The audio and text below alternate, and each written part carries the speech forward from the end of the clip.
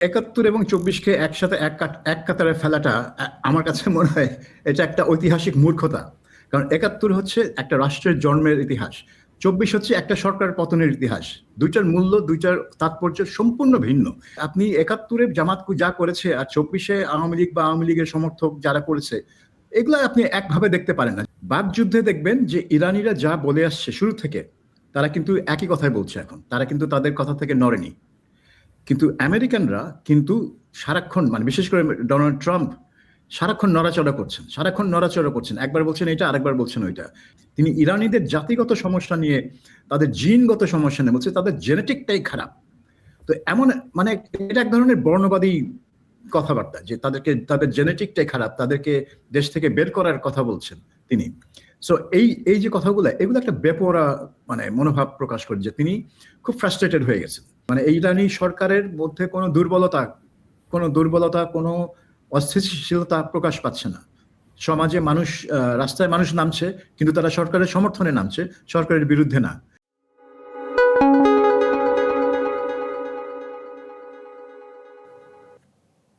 চর্চার সংলাপে আজকের অতিথি বিবিসি বাংলার সাবেক প্রধান ও বিশ্লেষক সাবির মোস্তফা। আমরা কথা বলবো বাংলাদেশের রাজনৈতিক পরিস্থিতি নিয়ে। অতি সম্প্রতি ত্রয়োদশ জাতীয় সংসদ অধিবেশন শুরু হলো, তার প্রথম দিনের বেশ উত্তাপ ছড়ালো। এর বাইরে ইরানের যুদ্ধ জোরদার হচ্ছে, সেখানে মার্কিন ও ইসরায়েলি আগ্রাসন, আরও অনেক রাষ্ট্র সেখানে যুক্ত হচ্ছে। সর্বশেষ খবর হলো জাপানের সামরিক ঘাঁটিতে থাকা ২৫০০ মার্কিন সেনা ইরানের দিকে রওনা দিয়েছেন। সব মিলিয়ে পরিস্থিতি কেমন এটি জানতে চাইব। সাবির মোস্তফা, আপনাকে স্বাগত। জাতীয় সংসদের প্রথম অধিবেশন আপনি প্রত্যক্ষ করেছেন নিশ্চয়ই। সেখানে রাষ্ট্রপতি ভাষণ দিলেন, বিরোধী দল ওয়াকআউট করলেন, মানে অতীতে আমাদের সংসদ অধিবেশনগুলোতে যেরকম হয় সেরকমই। তবে এর আলাদা তাৎপর্য লক্ষ্য করছেন কিনা? ইতিমধ্যে বিরোধী দলের পক্ষ থেকে, বিশেষ করে জামাত ইসলামের পক্ষ থেকে বলা হয়েছে, যদি সংবিধান সংস্কার পরিষদের সদস্য হিসাবে বিএনপির সদস্যরা শপথ না নেন, তাহলে তারা রাজপথে আন্দোলন শুরু করবেন। আপনি যেটা বললেন যে বাংলাদেশ সংসদে শুরুতে যেভাবে হয় সাধারণত সেভাবেই হয়েছে, কিন্তু এখানে কিছুটা ভিন্নতা দেখা যায়। নর্মালি যেটা হয় যে রাষ্ট্রপতি যে ভাষণটা দেন সেটা তো সরকারের ভাষণ হয়, সরকার কি করবে তার পরিকল্পনা, তার মতাদর্শের ভিত্তিতে একটা স্পিচ সরকারই লিখে দেন, সেটা রাষ্ট্রপতি পড়ে শোনান বেসিক্যালি। তো নর্মালি বিরোধী দল সেই ভাষণের প্রতিবাদ করে, কিন্তু এখন এইবার যেটা দেখা গেছে যে বিরোধী দল ভাষণের কন্টেন্ট যত না প্রতিবাদ করলো, তার চেয়ে রাষ্ট্রপতির বিরুদ্ধে প্রতিবাদ করলো। অর্থাৎ তারা রাষ্ট্রপতির উপস্থিতিটাই পছন্দ করেনি, এবং তারা বলছেন যে রাষ্ট্রপতির কোনো অধিকার নেই এই সংসদে ভাষণ দেওয়া, যেটা একটু মানে ফানি একটা মানে যুক্তি। কারণ না, এই মানে সংসদের প্রথম অধিবেশনে যদি কারো ভাষণ দেওয়ার অধিকার থাকে, সেটা রাষ্ট্রপতিরই আছে। কারণ না, সাংবিধানিকভাবে তিনি সংসদে উদ্বোধন করেন তার ভাষণের মাধ্যমে, এবং ভাষণটা হয় সরকারের ভাষণ, এটা ওনার ব্যক্তিগত ভাষণ না। কাজেই এবং আমরা আরেকটা দৃশ্য দেখলাম, যেটা আগে কখনো দেখেছি বলে আমার মনে নেই, সেটা হচ্ছে সদস্যরা দাঁড়িয়ে প্ল্যাকার্ড হাতে স্লোগান দিতে, সেটা আগে কখনো দেখিনি। জাতীয় সংসদের জাতীয় সঙ্গীত চলাকালে সদস্যরা না দাঁড়িয়ে বা বসে টেবিল চাপড়িয়ে চিৎকার করে জাতীয় সংসদকে ব্যাহত করেছে, এই ঘটনা বোধহয় আগে আর কখনো ঘটেনি, যেটা জামাতে ইসলামী এবং এনসিপি সদস্যরা ঘটালো। তো এটা হয়তো অনেকে বলছেন যে জামাত ইসলামী তো এই দেশের জন্মই চায়নি, কাজেই তাদের পক্ষে এটা করা খুব একটা আশ্চর্যের বিষয় না। আশ্চর্যের বিষয় হলো যে তারা এখন প্রধান বিরোধী দল, তাদের একটা দায়িত্বটা আগের চেয়ে ভিন্ন। কিন্তু আগে তারা মূলত বিএনপির সাথে জোটবদ্ধ ছিল, সেই জন্য হয়তো একটু তাদের ব্যবহার আচরণটা একটু ভিন্ন ছিল। এখন সেই মানে আচরণে যে কিছু ছদ্মবেশ ছিল, সেই ছদ্মবেশের আর প্রয়োজন নেই। তো এটা ছিল একটা দিক। আর একটা দিক আমি বলবো যে এই সংসদে তো বেশিরভাগ সদস্যই নতুন, প্রথমবারের মতো সদস্য হয়েছে। তো তারা কিভাবে কাজ করবে এটা আমরা এখনো জানি না। এটা তো একদিন হলো, আরো দিন আছে। কিন্তু সবচেয়ে বিতর্কিত বিষয়টা ছিল যে যুদ্ধাপরাধের দায়ে যেসব জামাত নেতার বিচার হয়েছে, দোষী সাব্যস্ত হয়েছেন, কেউ কেউ কাউকে ফাঁসিও দেওয়া হয়েছে, তাদের নাম অবিচুয়ারি যে মোশনটা, কন্ডোলেন্স মোশন, সেই মোশনে যে অন্তর্ভুক্ত করা হলো একটা দাবির প্রেক্ষিতে, সেটা ছিল সবচেয়ে কি বলবো বিতর্কিত বিষয়। কারণ ইনারা তো আর সাধারণ রাজনৈতিক নেতা না, যারা মারা গিয়েছেন তাদের জন্য শোক প্রস্তাব গ্রহণ করা তো একটা স্বাভাবিক ব্যাপার। যেরকম 31 জন সংসদ সদস্য, প্রাক্তন সংসদ সদস্য, রাজনীতিক এবং অন্যান্য আন্তর্জাতিক ব্যক্তিবর্গের নামে শোক প্রস্তাব গ্রহণ করা হয়। কিন্তু মতিউর রহমান নিজামী, আলী হাসান মুজাহিদ, এনারা তো যুদ্ধাপরাধের দায়ে অভিযুক্ত এবং দোষী সাব্যস্ত করা হয়েছিল তাদেরকে। তো তাদের নামও হয়তো সাবেক সংসদ সদস্য হিসাবে বা জনপ্রতিনিধি হিসাবে যুক্ত করার একটা যুক্তি দেখাতে পারে, কিন্তু সংসদ সদস্য নন এরকম জামাতের এরকম নেতাদেরও নাম এখানে যুক্ত করা হয়েছে বা অন্য দলের। হ্যাঁ, এবং অপরাধের বিচার, যুদ্ধাপরাধের অভিযোগ আছে। মানে এখানে যদি এরকম একটা নিয়ম থাকতো যে সংসদ সদস্য হলেই তার নাম শোক প্রস্তাবে থাকবে, সেটা একটা বিষয়। কিন্তু সংসদ সদস্য নন এরকম অনেক নামও আছে এই শোক প্রস্তাবে।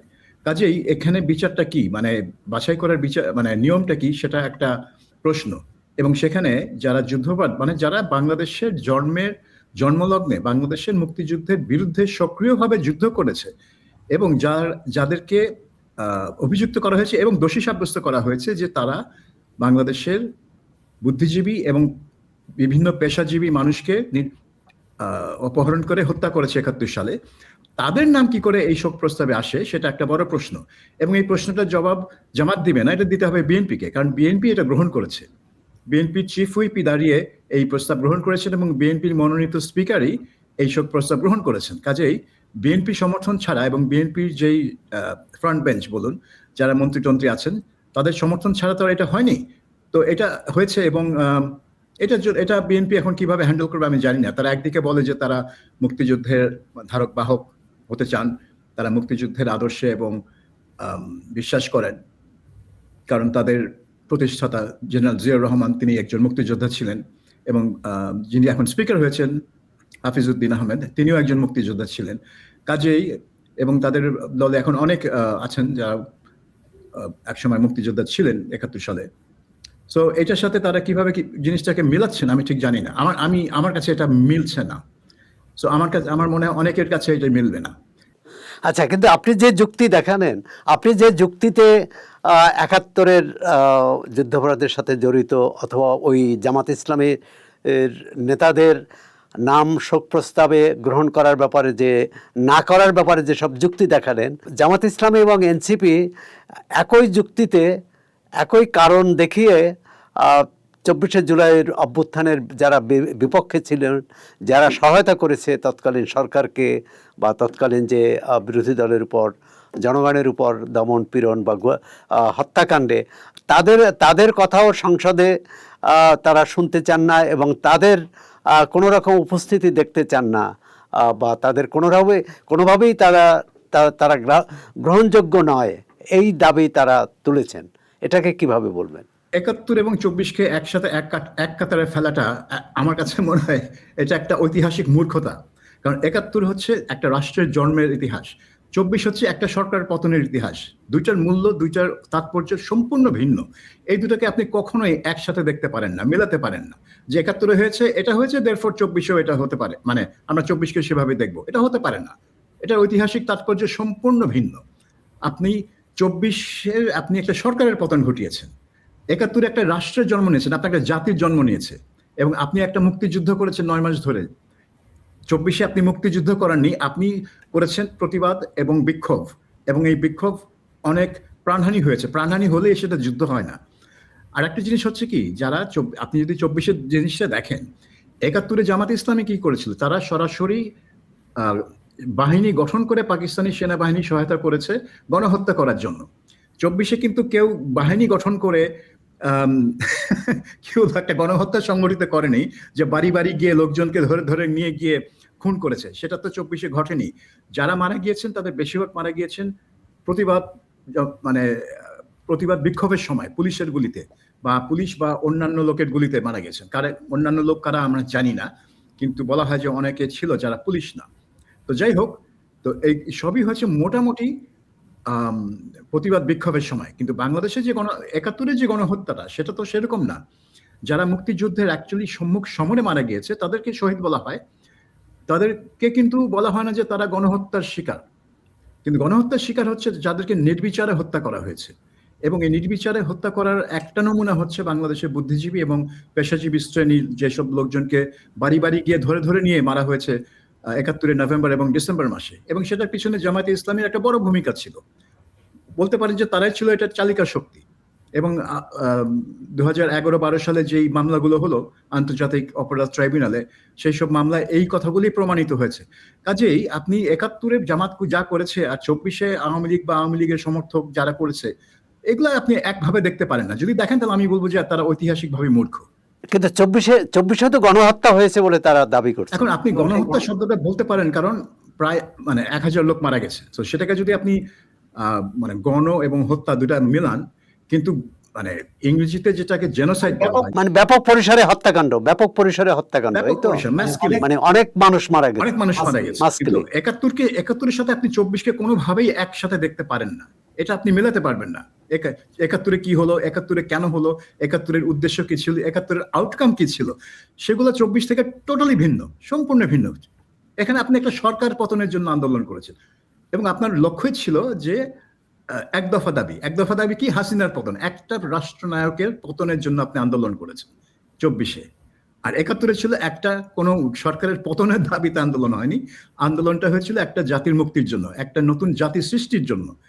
এই পার্থক্যটা যদি আপনি না বুঝতে পারেন তাহলে তো আমার বলার কিছু থাকে না। আচ্ছা সাবির মোস্তফা, এবার আমরা আসি ইরান যুদ্ধ পরিস্থিতি নিয়ে। কোন দিকে যাচ্ছে? কখনো মনে হয়েছিল যে যুদ্ধটা শিগগিরই জ্যোতি টানবে, ইতি টানবে, আবার এখন কখনো মনে হয় যে এই যুদ্ধ প্রলম্বিত হবে। আপনার কি মনে হয়? আপনাকে দেখতে হবে যে কে কত বোমা ফেলছে, এইটা একটা হিসাব। এবং আপনি দেখবেন যে পশ্চিমা বিশ্বে অনেক বিশ্লেষক শুধু ওই হিসাবটাই দেখতে পছন্দ করেন, যে ইরান যুদ্ধের প্রথম দিন এতগুলো মিসাইল এবং ড্রোন নিক্ষেপ করেছিল, এখন দেখো কত কমে গেছে, তার মানে ইরানের ক্ষমতা কতটা হ্রাস পেয়েছে। কিন্তু আসল আরেকটা জায়গা আছে, এটা হচ্ছে বাকযুদ্ধে দেখবেন যে ইরানিরা যা বলে আসছে শুরু থেকে, তারা কিন্তু একই কথাই বলছে এখন, তারা কিন্তু তাদের কথা থেকে নড়েনি। কিন্তু আমেরিকানরা কিন্তু সারাক্ষণ, মানে বিশেষ করে ডোনাল্ড ট্রাম্প সারাক্ষণ নড়াচড়া করছেন। একবার বলছেন এটা, আরেকবার বলছেন ওইটা। একবার বলছেন আমরা এটা করব, তারপরে পরের দিন বলছেন আমরা ওইটা চাই। এবং এখন যেটা তিনি বলছেন, এখন তার কথাবার্তা শুনে মনে হচ্ছে তিনি একটু বেপরোয়া হয়ে যাচ্ছেন। কারণ তিনি এখন বলছেন যে ইরানের যে খার্গ দ্বীপটা আছে, যে খার্গ দ্বীপ থেকে, ওটা হচ্ছে তাদের একটা মেইন অয়েল টার্মিনাল, অর্থাৎ ওই দ্বীপ থেকে আপনার ইরানের বেশিরভাগ তেল রপ্তানি হয়। সেই দ্বীপটা হচ্ছে পারস্য উপসাগরের একেবারে উত্তর প্রান্তে, মানে ইরাক সীমান্তের কাছে। এবং তিনি বলছেন যে ওই দ্বীপটা তিনি ধ্বংস করে দিবেন, কারণ ওই দ্বীপটা ধ্বংস করে দিলে ইরানের অর্থনীতি আরো 20 বছরে উঠে দাঁড়াতে পারবে না, কারণ তাদের তেল রপ্তানি বন্ধ হয়ে যাবে। ওখান থেকেই বেশিরভাগ তেল রপ্তানি হয়, ওই নৌ টার্মিনাল থেকে। ইসরায়েলিরাও সেটা চায়। ইসরায়েলিরা কিন্তু প্রকাশ্যে বলে যে খার্গ আইল্যান্ডটাকে ধ্বংস করে দেওয়া উচিত, কারণ তারা চায় যে ইরানের আর কোনো অর্থনৈতিক ক্ষমতা যেন না থাকে, কারণ তারা বুঝে গেছে যে তারা এই সরকার পতন করাতে পারবে না। ইসলামী সরকার পতন করানো তাদের পক্ষে সম্ভব না। তো তারা এখন খুঁজছে যে কিভাবে ইরানকে পঙ্গু করে দেওয়া যায়।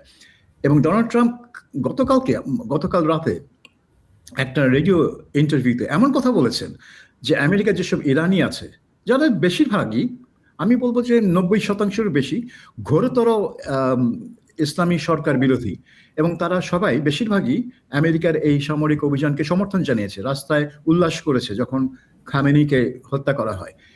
এখন ট্রাম্প এদের বিরুদ্ধে কথা বলা শুরু করেছেন। তিনি বলছেন যে এদের একটা সমস্যা আছে, এদের একটা জাতিগত সমস্যা আছে। তিনি ইরানিদের জাতিগত সমস্যা নিয়ে, তাদের জিনগত সমস্যা নিয়ে বলছে তাদের জেনেটিকটাই খারাপ। তো এমন এটা এক ধরনের বর্ণবাদী কথাবার্তা, যে তাদের জেনেটিকটাই খারাপ, তাদেরকে দেশ থেকে বের করার কথা বলছেন তিনি।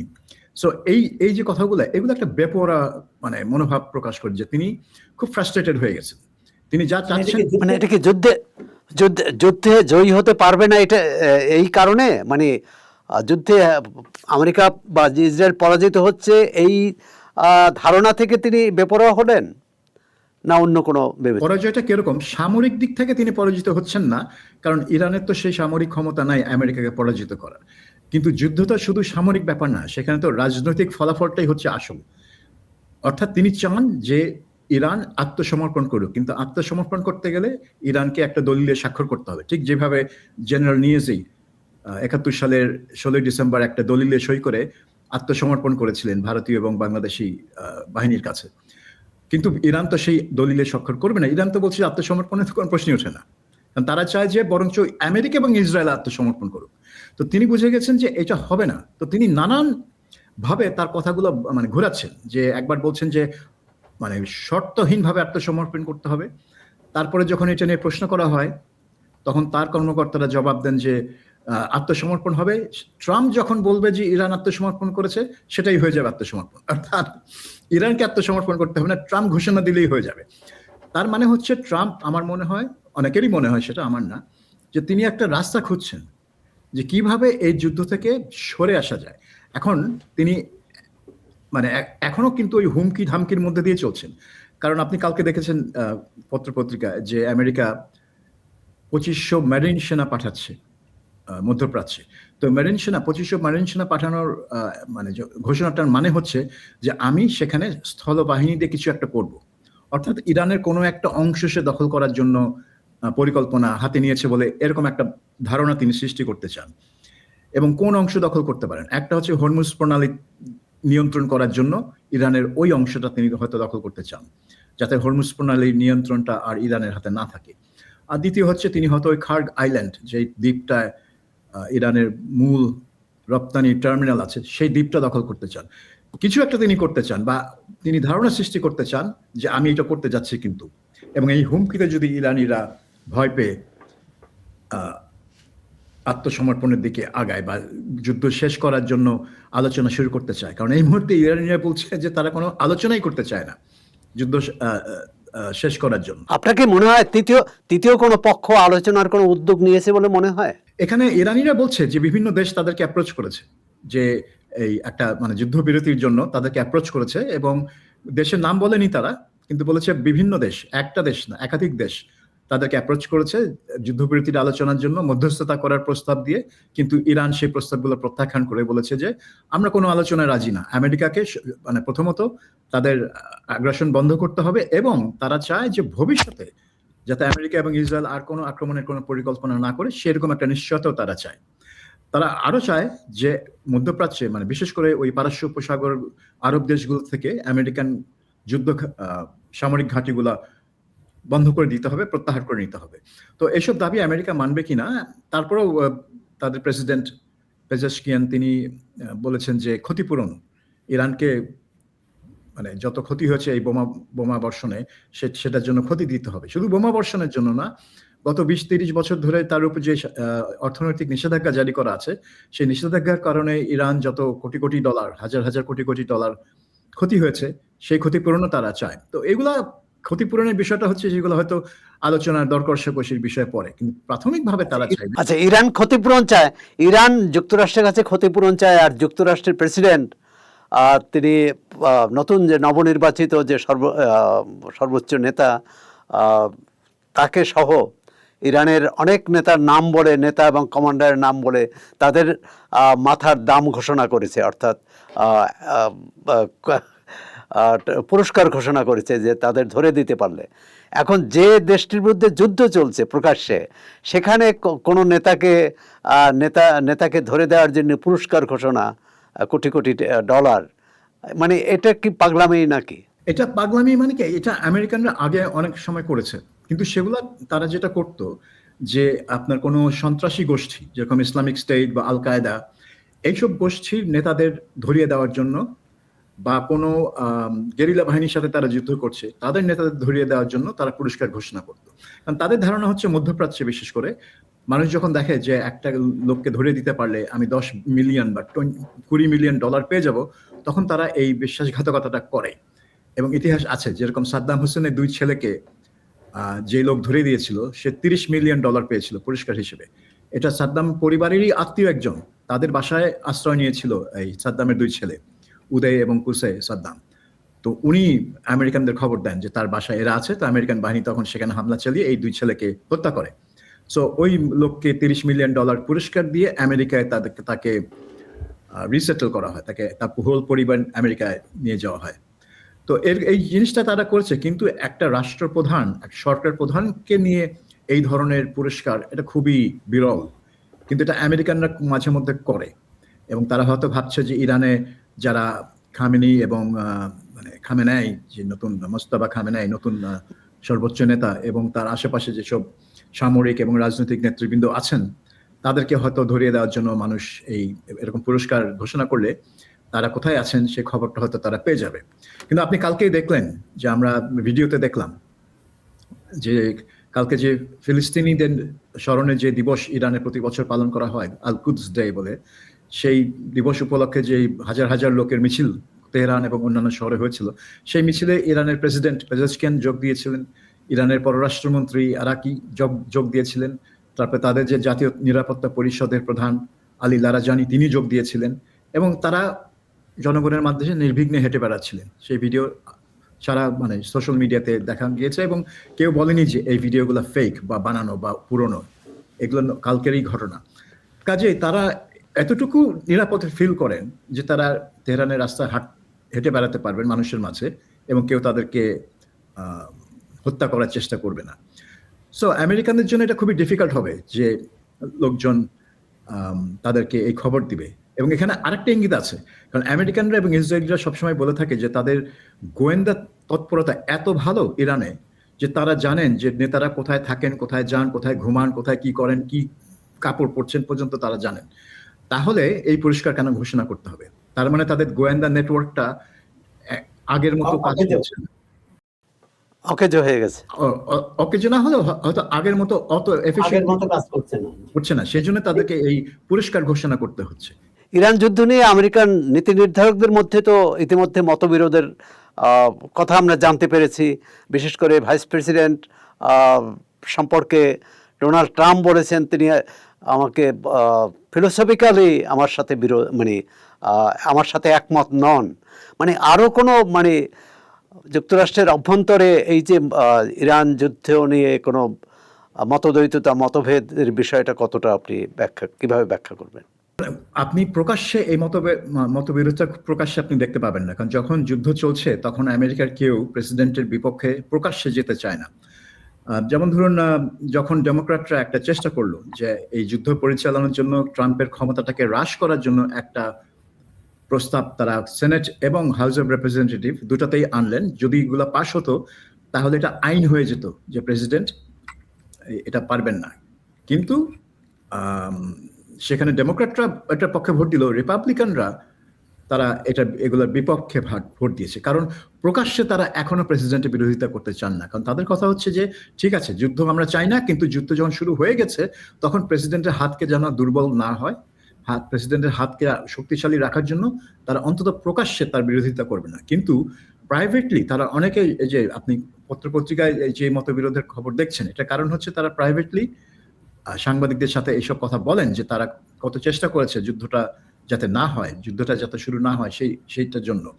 এবং অনেকেই, এবং এই কথাগুলা জনসমক্ষে আনছে হচ্ছে সাংবাদিকরা এবং বিভিন্ন যারা সোশ্যাল মিডিয়ায় কাজ করেন, বড় বড় ইভেন এক সময়কার ট্রাম্প সমর্থক সাংবাদিক যেরকম টাকার কার্লসন বা পডকাস্টার জো রোগান, তারাও কিন্তু প্রকাশ্যে এই যুদ্ধ নিয়ে প্রচন্ড সন্দেহ এবং দ্বিমত পোষণ করছেন, প্রকাশ করছেন, যেটা রাজনীতিকরা এখনো করছেন না। কিন্তু যুদ্ধ যখন শেষ হবে বা যুদ্ধ যদি আরো বেশি খারাপ দিকে চলে যায়, অর্থাৎ খারাপ দিকে বলতে যাচ্ছি যে যদি কোনো আমেরিকান জাহাজ আক্রান্ত হয় এবং ডুবে যায় এবং অনেক আমেরিকান মারা যায়, তখন কিন্তু এই যারা এখন প্রাইভেটলি দ্বিমত পোষণ করছেন তারা আস্তে আস্তে প্রকাশ্যে তাদের দ্বিমতটা প্রকাশ করা শুরু করবেন।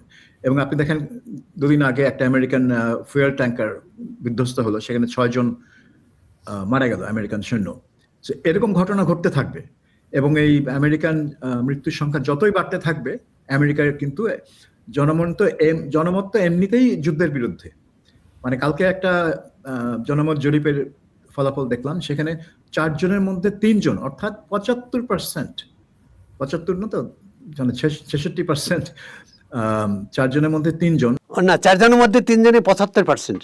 হ্যাঁ 4 জনের মধ্যে, হ্যাঁ 3 জন 75 মানে 75%ই আপনার যুদ্ধের বিরোধিতা করে। এটা কিন্তু যুদ্ধের আগে 25 ভাগ পক্ষে মাত্র, আর 75 ভাগ বিপক্ষে।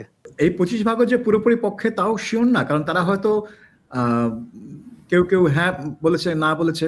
বাট মূল কথা হচ্ছে যে আমেরিকার জনগণের মধ্যে এই যুদ্ধ একদমই জনপ্রিয় না, একদমই না। এবং তারা মনে করছে এটা যুদ্ধ শুরুর আগে থেকেই, কিন্তু তারা যুদ্ধ শুরুর আগে থেকেই এটার বিরোধিতা করছিল। এবং এখন তো বিরোধিতার মাত্রাটা আরো বাড়বে, কারণ তারা দেখছে যে ট্রাম্প একটা বিরাট ব্লান্ডার করে ফেলেছে। এই যুদ্ধটা এত সহজে জিতে যাবে সেই ধারণা নিয়ে তিনি যুদ্ধটা শুরু করেছিলেন, কিন্তু দেখা যাচ্ছে এখন মানে আমরা তৃতীয় সপ্তাহে ঢুকে পড়েছি এই যুদ্ধের। হ্যাঁ, এবং এখানে কোনো কুল কিনারা নেই। মানে এই ইরানি সরকারের মধ্যে কোনো দুর্বলতা, কোনো অস্থিতিশীলতা প্রকাশ পাচ্ছে না। সমাজে মানুষ, রাস্তায় মানুষ নামছে, কিন্তু তারা সরকারের সমর্থনে নামছে, সরকারের বিরুদ্ধে না। কারণ ইরানেও একই ব্যাপার, যুদ্ধ শুরু হয়েছে, তো যারা সরকার বিরোধী তারাও কিন্তু এখন সরকারের বিরোধিতা করবে না প্রকাশ্যে। তারাও জানে যে যুদ্ধের সময় সরকারের বিরোধিতা করা ঠিক না। আপনি এর আগে আলাপে বলছিলেন যে ইরানের ক্ষয়ক্ষতি বা অন্যান্য উপসাগরীয় অন্যান্য দেশের ক্ষয়ক্ষতিটা আমরা জানি, কিন্তু ইসরায়েলের ক্ষয়ক্ষতিটা তখনও পর্যন্ত প্রকাশিত হয়নি বা ইসরায়েল জানতে দিচ্ছে না। এখানে পশ্চিমা গণমাধ্যম ইসরায়েলের ক্ষয়ক্ষতি সম্পর্কে কি হালনাগাদ কোনো তথ্য দিয়েছে? না, পশ্চিমা গণমাধ্যম দিতে পারছে না, কারণ এই ইসরায়েলের একটা খুব কড়া সেন্সরশিপ আছে, এবং এই সেন্সরশিপটা অমান্য করলে সে যেই করুক না কেন তাকে তাৎক্ষণিকভাবে বহিষ্কার করে দেয় ইসরায়েল। কাজেই তাদের পক্ষে মানে যেখানে মিসাইল আঘাত হানছে সেখানে গিয়ে ফিল্ম করা, সেটা যদি ইসরায়েলি কর্তৃপক্ষ অ্যালাউ না করে, এটা তাদের পক্ষে করা সম্ভব না। কিছু কিছু ভিডিও আমরা দেখতে পাই তেল আভিভে বা হাইফাতে আক্রমণে, সেগুলো হচ্ছে মানে দূর থেকে ভিডিও করা, এবং এটা হচ্ছে পাবলিক, জনগণ করে, এবং তারা কেউ আপলোড করে। কিন্তু তারাও কিন্তু একটা বড় ঝুঁকি নিয়ে আপলোড করে, কারণ তাদেরও কিন্তু জেল জরিমানা হতে পারে এই ভিডিও তোলার জন্য এবং ভিডিও প্রকাশ করার জন্য। কাজেই এই ইসরায়েলের ওই সেন্সরশিপটা খুবই কড়া, এবং পশ্চিমা গণমাধ্যম বা যারাই আছে ওখানে ইসরায়েলে, তাদেরকে সেটা মানতে হয়, না মেনে ওখানে কাজ করা সম্ভব না তাদের পক্ষে। কিন্তু যেটা হচ্ছে যে এই আল জাজিরায় কিছু দেখায়, আল জাজিরায় রামাল্লায় প্রতিনিধি আছে, এবং তারা কিছু ভিডিও যারা পান, যতটুকুই পান তারা সেগুলা মানে দেখানো শুরু করছেন ইদানিং আমি দেখছি। কিন্তু ইসরায়েলে কিন্তু ক্ষয়ক্ষতি হচ্ছে প্রচুর, এবং বিশেষ করে তেল আভিভে অনেক জায়গায় মিসাইল হিট করছে। এবং এখন ইরান যেটা করছে, তারা আগের মতো এক ধাক্কায় 50-60টা মিসাইল নিক্ষেপ করছে না। তারা যেটা করছে, তারা অনেক শক্তিশালী মিসাইল, কম মিসাইল নিক্ষেপ করছে, কিন্তু অনেক শক্তিশালী মিসাইল নিক্ষেপ করছে। এবং তারা অপেক্ষা করছে যে যখন ইসরায়েলের যে মিসাইল বিধ্বংসী অস্ত্র, সেই অস্ত্র যখন কমে যাবে, কারণ তাদের তো একটা ক্ষেপণাস্ত্রের তো একটা সীমিত সংখ্যক আছে, সেটা যখন কমে যাবে এবং তাদের পক্ষে মিসাইল মোকাবেলা করার ক্ষমতা অত বেশি থাকবে না, তখন তাদের মানে ইরানি মিসাইলগুলো খুব আরো সহজেই তাদের লক্ষ্যবস্তুতে আঘাত হানতে পারবে। কিন্তু আমরা দেখুন তেল আভিভের বাইরে অনেক বিমান ঘাঁটিতে আক্রমণ হয়েছে, অনেক সামরিক স্থাপনায় আক্রমণ হয়েছে, রেডার স্টেশন ধ্বংস করা হয়েছে। এই খবরগুলো তো মানে আসার কোনো রাস্তায় নেই, কারণ একটা বিমান ঘাঁটিতে আক্রমণ হলে কাউকে বিমান ঘাঁটির ধারে কাছ দিয়ে ঘেঁষতে দিবে না ইসরায়েলিরা ছবি তোলার জন্য। কিছু এবং ইসরায়েলের আবার একটা নিষেধাজ্ঞা আছে যে আন্তর্জাতিক যে স্যাটেলাইট কোম্পানিগুলো আছে, যারা ওই মানে বিভিন্ন জায়গায় গিয়ে ছবি তোলে, তারা ইসরায়েলের সামরিক ঘাঁটির উপরে ছবি তুলতে পারে না। এরকমও কিছু নিষেধাজ্ঞা ইসরায়েল আরোপ করে এইসব বিদেশি কোম্পানিগুলোর উপর, এবং সেটা তারা মেনে চলে।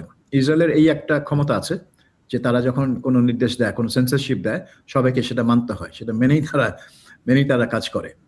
তো যার ফলে ইসরায়েলের ভেতরে কি হচ্ছে সেটা ইসরায়েলের জনগণ টের পাবে, কিন্তু বাইরের জনগণ সেটা পাবলিক সেটা জানবে না আপাতত এখনো। আচ্ছা, ডোনাল্ড ট্রাম্প বলেছেন যে পুতিন ইরানকে সহায়তা করছেন। হ্যাঁ, এখন এটা হয়ে গেছে তাদের একটা কি বলবো একটা অজুহাত।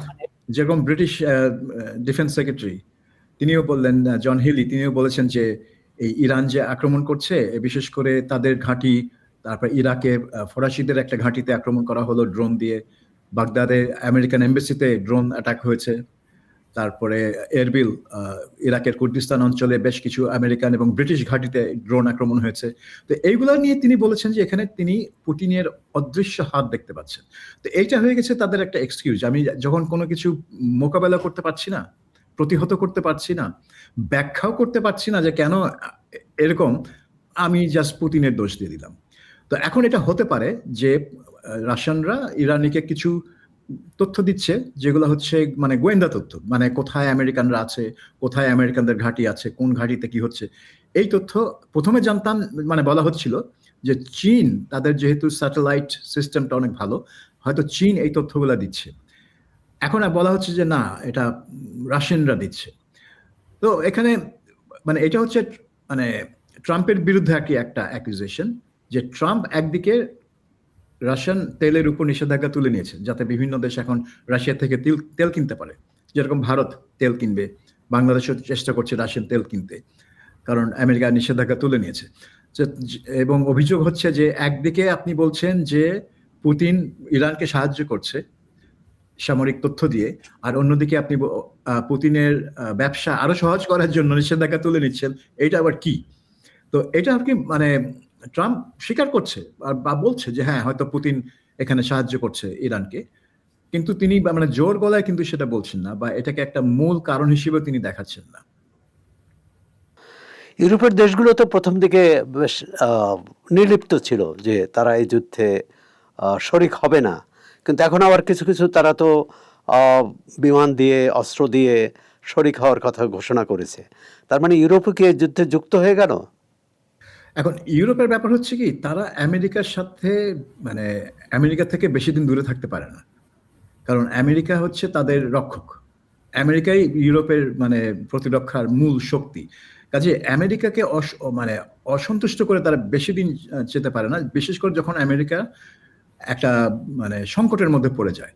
এখন ব্রিটেন কি করলো? ব্রিটেন যুদ্ধ থেকে নিজেকে বিরত রাখলো, কিন্তু আস্তে আস্তে আপনি যেটা বলছেন, যেমন এখন একটা ব্রিটেনের একটা বিমান ঘাঁটিতে সেখানে আমেরিকান বোমারু বিমানগুলো বড় বড় যেগুলো আর কি বিশাল B-52, B-1, B-2 সেগুলোকে ব্যবহার করার অনুমতি দিয়েছে। অনুমতি দিয়ে বলা হয়েছে যে এগুলা প্রতিরক্ষামূলক ডিফেন্সিভ অ্যাকশনে যাবে। তো এটা ডিফেন্সিভ কি অ্যাকশন? তারা গিয়ে হাজার হাজার তারা ইরানের উপর হাজার হাজার কিলোগ্রাম বোমা ফেলবে, এটার সাথে ডিফেন্স মানে প্রতিরক্ষামূলক কি করলে?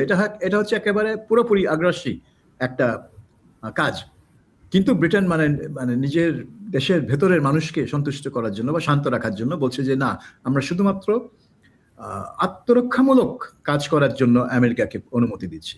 এদিকে ফরাসিরা আবার তাদের সাথে কিছু কিছু দেশের চুক্তি আছে, যেমন সংযুক্ত আরব আমিরাতের তার একটা সামরিক চুক্তি আছে, তারপরে ইরাকের কুর্দিস্তান অঞ্চলে তাদের ঘাঁটি আছে।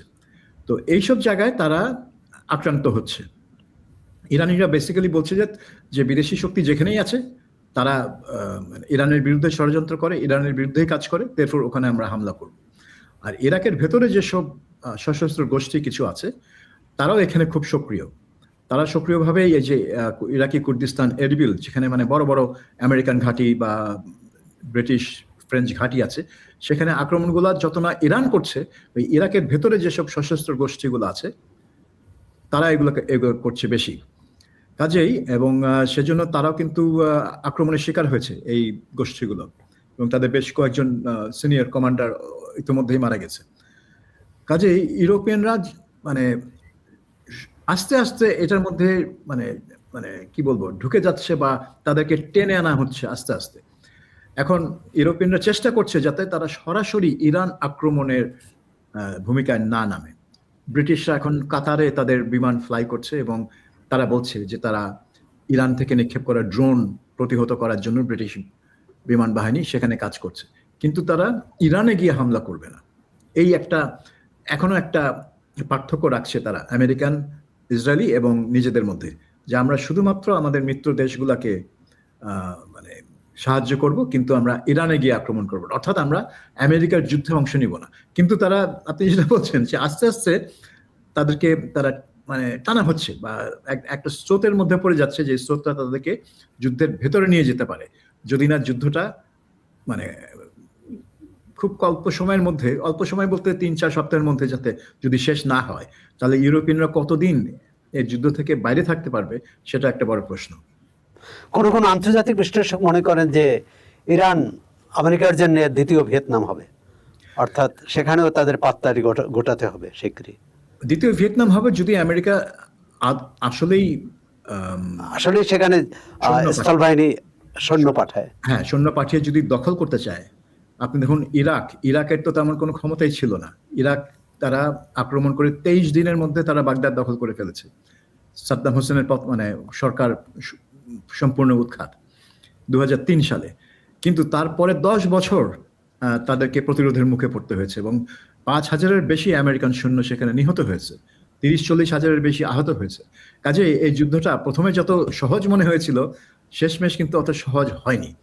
ইরানে আরো কঠিন অবস্থা হবে, কারণ ইরানের যে মানে সাইজ, ইরান একটা বিশাল দেশ, এবং আফগানিস্তানের মতো সেখানে অনেক পাহাড় পর্বতমালা আছে, এবং ইরানের রেভলিউশনারি গার্ড বলুন বা বাসিজ বাহিনী বলুন, তারা কিন্তু বহুদিন ধরে সামরিক প্রশিক্ষণ প্রাপ্ত, এবং তারা একটা যুদ্ধ করে অভিজ্ঞতা আছে ইরাকের বিরুদ্ধে।